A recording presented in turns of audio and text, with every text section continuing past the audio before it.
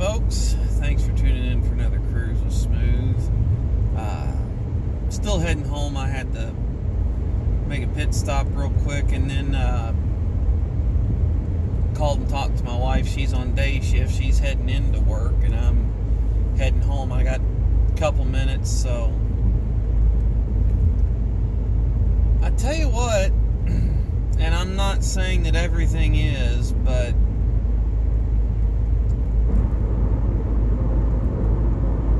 ...2020 would be a terrible year to be a conspiracy theorist.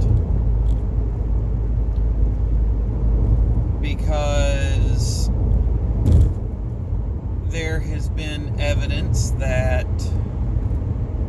a lot of our elected officials and other people in high places knew a lot about coronavirus before the general public did.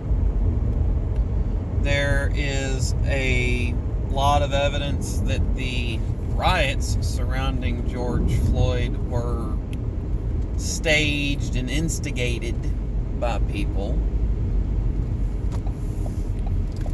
There's a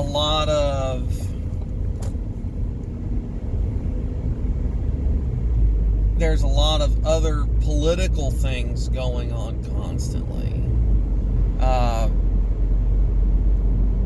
You've had the investigation into Trump for 2.5 years. You had the impeachment based on and I'm not getting into the politics behind it. I'm just obstructing Congress isn't a crime. They didn't subpoena information they asked for information, they didn't subpoena information. They did not go before a judge to get a formal injunction to force Trump to hand it over. They just asked and then, we'll impeach you then. So you had Trump impeached on a non-crime. There's calls for another impeachment proceeding. There's conspiracies everywhere about everything. If you are a conspiracy theorist, this is not your year because you can't keep up. Oh, let's not forget the Bill and Melinda Gates coronavirus vaccine conspiracy theories. The 5G coronavirus conspiracy theories. I'm not trying to lend credibility to any of these, but if you stay on the internet long enough, you see a lot of things. And I've seen some stuff, man. So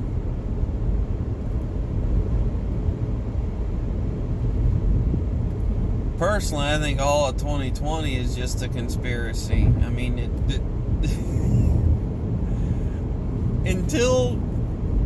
if you take out the months of January and February, nothing about 2020 has gone as planned. Next month, I was going to be on a beach. That ain't happening. So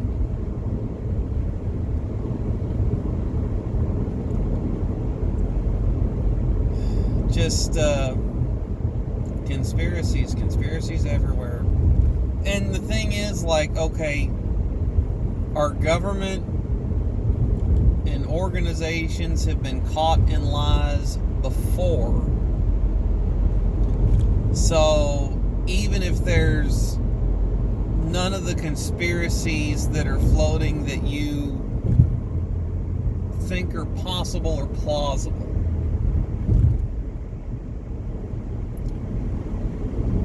I do think that it's easy to understand why people would think certain things are a conspiracy.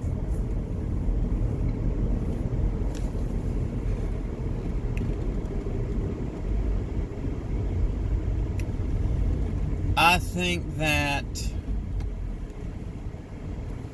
coronavirus was, and I'm not attributing motive, I do think that it was oversold. I think that in a lot of places the reaction was late, and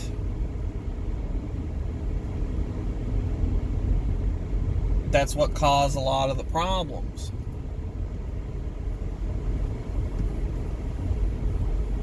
In New York, for example, the reaction was late. There have been studies, I don't know the metrics behind them or how trustworthy they would be, that if China had alerted everybody and put and acted on information that they had a month earlier, if they had done everything that they did 1 month earlier, that I want to say the number was 90 or 95% of the infections would have been stopped. And that is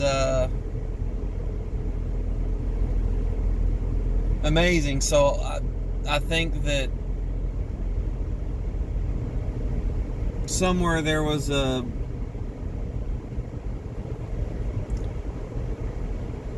bunch of screw-ups.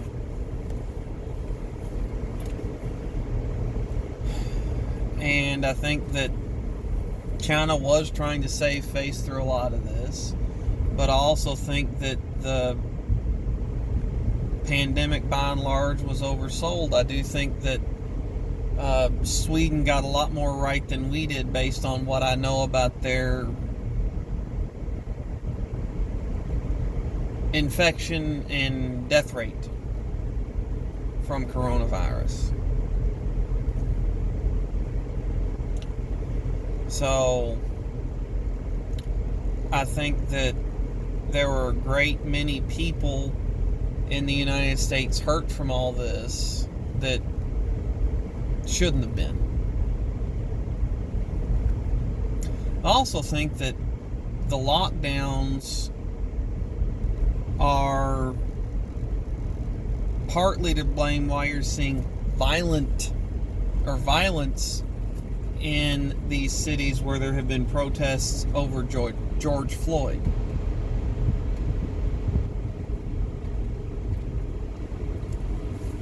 Because you've got people that were potentially in somewhat of a depressed state getting angry about something, and they haven't done much for a while.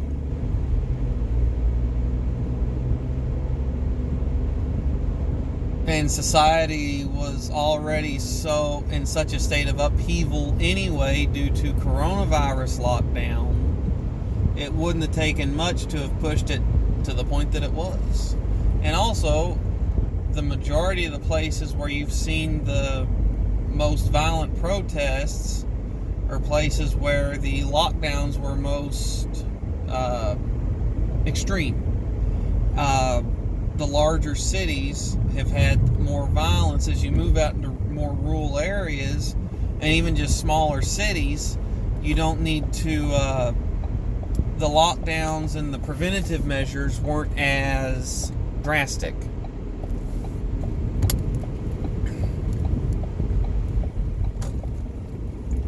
So,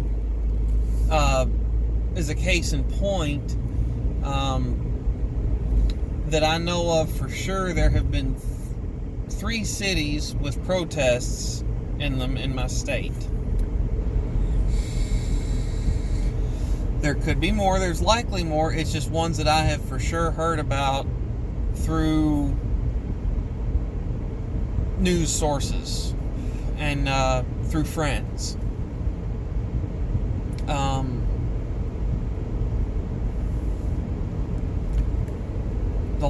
The protest in the largest city ended up with a lot of violence, rioting, and looting.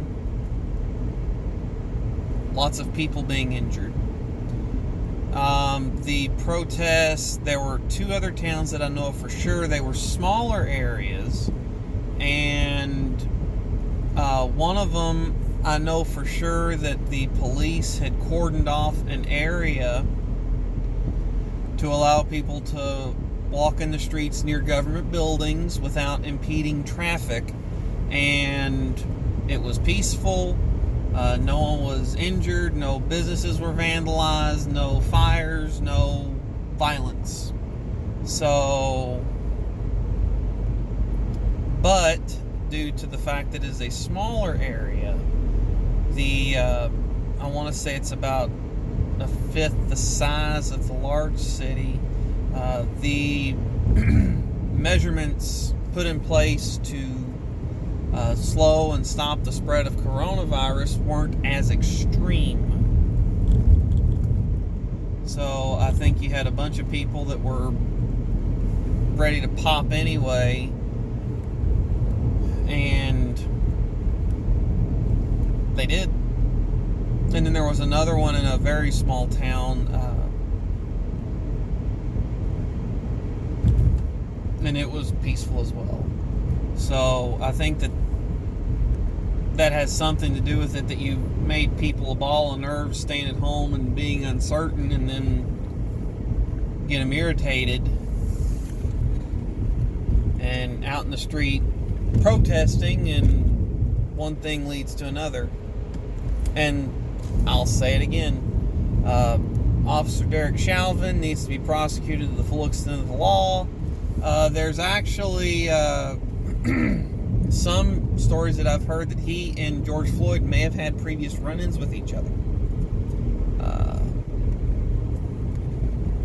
And I hope that he gets convicted and gets sent to prison for a very long time. I think that he acted in a very sadistic and immoral manner. He ignored the oath that he took as an officer. I think the other officers need to face trial on some pretty serious charges for complicity or aiding and abetting. They did nothing to stop it. So I hope that all this changes things, but I don't think that my opinion is the proposals on the table right now won't fix the problems we're looking at. My opinion, police departments nationwide need psych evaluations like you would get when you're going to serve in any branch of the military. That costs money. So police departments are going to be needing more funding, not less. My opinion. So, anyway, I just pulled up at home. I am tired. I am going to take a quick shower, and then I'm going to rest because I got one more day of work. So, y'all stay safe. Thanks for tuning in for another Cruise with Smooth. Don't forget to like, share, comment, subscribe, and hit that notification bell. See y'all next time.